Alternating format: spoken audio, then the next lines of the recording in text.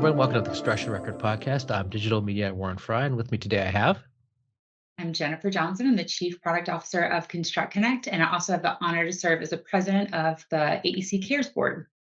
And that's why we're here today, because of AEC Cares. Myself and Jen and many other people are going to be heading down to the AIA, American Institute of Architects, a big confab of architects. Part of that is an event we're going to talk about soon called AEC Cares. So let's start with that. What is AEC Cares? All right. So AEC Cares is a nonprofit, and AEC stands for Architects, Engineers, Contractors Who Care, AEC Cares. And what we do is on an annual basis, we bring together members of our community. So we have a pro bono design team, so architects, designers, engineers, general contractors. We partner with manufacturers and skilled labor in the local market where the AIA, the American Institute of Architecture National Convention, is being held. And the day before that convention, we do what we call a blitz build. So we partner with a local nonprofit, someone who really needs our help. And we tend to focus on nonprofits that deal with veterans, children, women who are displaced. We love animals, but we don't do animals.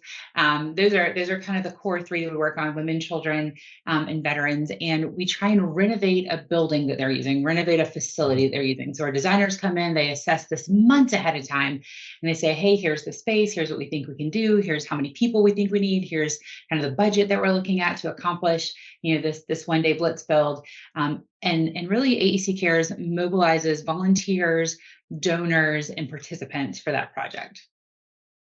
And this started all with Hurricane Katrina, and then the repairing that came after that. So maybe you could go into sort of a little bit of the history of AEC Cares, because this is not the first build. It is not. This is actually the 11th build. So we actually started in 2011, which is funny because people always say, gosh, that was so far out from Hurricane Katrina. Well, it wasn't. It wasn't. I mean, depending on who you were, where you lived, where your house was located, we were down in the lower Ninth Ward. The first year we did this was in 2011. We partnered with a company or with a nonprofit called Catholic Charities down in New Orleans. They were working on renovating 5 different homes for 5 different homeowners in the lower Ninth. We went in and, work had been ongoing. So our volunteers were going to come in and do a blitz build one day. So we, got up early in the morning, divided up into all these different vehicles, got out to our destinations. And it was wild, Warren. You could look in these people's homes and you could see the water line just inches from the ceiling. I mean, it was still there 5 years later, right? And so, we worked on their houses. We got to lunch. The homeowners came and ate lunch with us, which was amazing to meet the people that you're actually doing the work for. I remember I was, so my name's Jennifer Johnson. I happened to be working on a Mr. Johnson's house, right? So that was kind of fun. I was underneath his home, laying on the ground. I think it was in June that year, so super hot in New Orleans, installing a vapor barrier. So like literally laying upside down and like nailing above my head. And I just remember just so much gratitude from him and from all of our homeowners for the work that we were doing. We put exterior wraps on people's homes. We renovated bathrooms. We installed flooring, painting. When you have 100 or some odd volunteers, you can get a lot done in a day. And that's really what we focus on, is bringing a radical transformation to a space for a really deserving community. Okay, and this time it's the Larkin, or the Lark's Inn, I'm not saying it right, in San Francisco. So maybe you could explain what that is and what they're going to be doing. Yeah. So it is kind of a play on words. The bigger charity is called the Larkin Street Youth.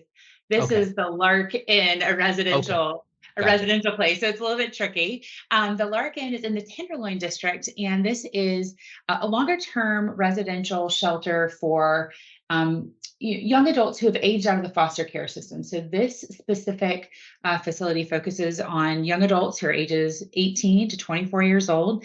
It provides them with, it could be emergency shelter, but oftentimes this is more of an intermediate to longer term stable housing situation. It houses up to 36 youth every night.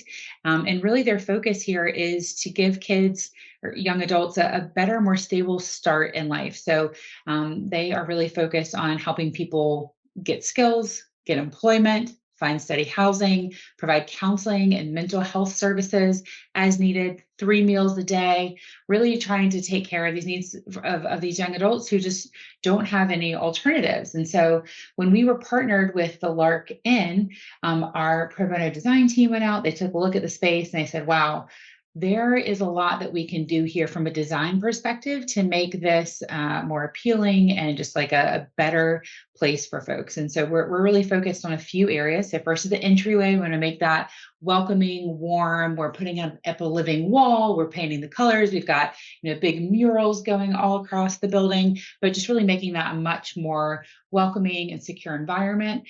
We're looking at kind of the main eating hangout space. So we're, again, giving that a wall treatment, lots of murals, putting in some TVs and some space that kind of have some social situations. And then we're really focusing a lot on the residential area. So as I mentioned, it can house up to 36 young adults every night.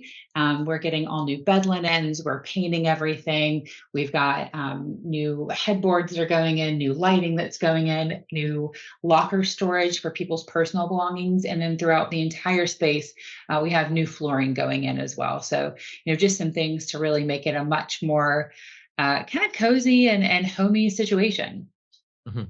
Now, ConstructConnect is one of the organizations that's working on this, but not the only one. So maybe you could talk about some of the partners that are involved in this. Oh yeah, that's correct. So this is a ConstructConnect charity. We partner with the American Institute of Architects, as I mentioned, we're before their show every day. And then we have a pretty extensive group of pro bono designers and contractors. So DLR Group, Gensler, Whiting Turner, Stantec, CRB, DPR Construction, AIA California. So even that state chapter are all members of our pro bono design team. They go in ahead of time. They work with this charity. They really understand the needs for the building and for the design, like what is the intent of the design. And we're constantly working with this team to scope and rescope what's possible with the budget and the funding that we've done. On the other side of that, we have some really generous sponsors that donate both money, which is great, but also goods, because at ConstructConnect, we have a lot of partnerships with building product manufacturers. So Shaw Contract is donating all of our flooring. We have Sika, we've got YKK, Mate, who has been a partner with us for a very long time. Some other software companies like AIA Contract Documents. We've got Anderson Windows, Angularis, and USG. And we just couldn't be more pleased with some of these partners who have been with us, since the beginning. It's awesome to have kind of repeat sponsors who come back out, not only that they're donating, money and materials, but also their time. And some of these folks are quite talented. I'm always painting. Some of these folks get to actually build things. And so you're full up on volunteers, actual physical volunteers on the ground, but people can still donate. So maybe we could talk about how that's been going and what you need still as of Wednesday. It'll be Friday by the time this comes out. It may be done by then. Sure. Well, there's always more that we can do, right? So, yes, we're full on volunteers for this year, but next year is just around the corner. We always say this is a one-day project that takes 11 months and 30 days to put together. So we work on this all year long. We're constantly fundraising. So the best way to make a donation is just to go to www.aeccares.com. We have a quick and easy way to do a little PayPal donation there. If you'd like to make a different kind of donation, there's contact information on there as well. Where we are right now in terms of fundraising is that we have fully funded this year's project. But as I mentioned, we are constantly in fundraising mode. Next year, we're in Washington, D.C., another non-inexpensive market to do a project in. We're in San Francisco this year. Housing crisis is a huge thing. Prices are, very high in San Francisco. The same thing with the Metro DC market, which is what we're up against next year. The last time we were in DC, we actually had a super fascinating project. We actually worked with an organization called Sasha Bruce. And what they do is they actually train, again, young adults who are transitioning out of foster care specifically to learn a trade. So it could not have been a better alignment with our organization and our mission. We renovated 2 residential facilities for them. So we're super excited to be back in that market next year. Okay, thanks for joining us today, Jennifer. And next week, stay tuned because we're going to have more video and audio from the event itself. Thanks so much for having me, Warren. We're excited to have you at the event next week.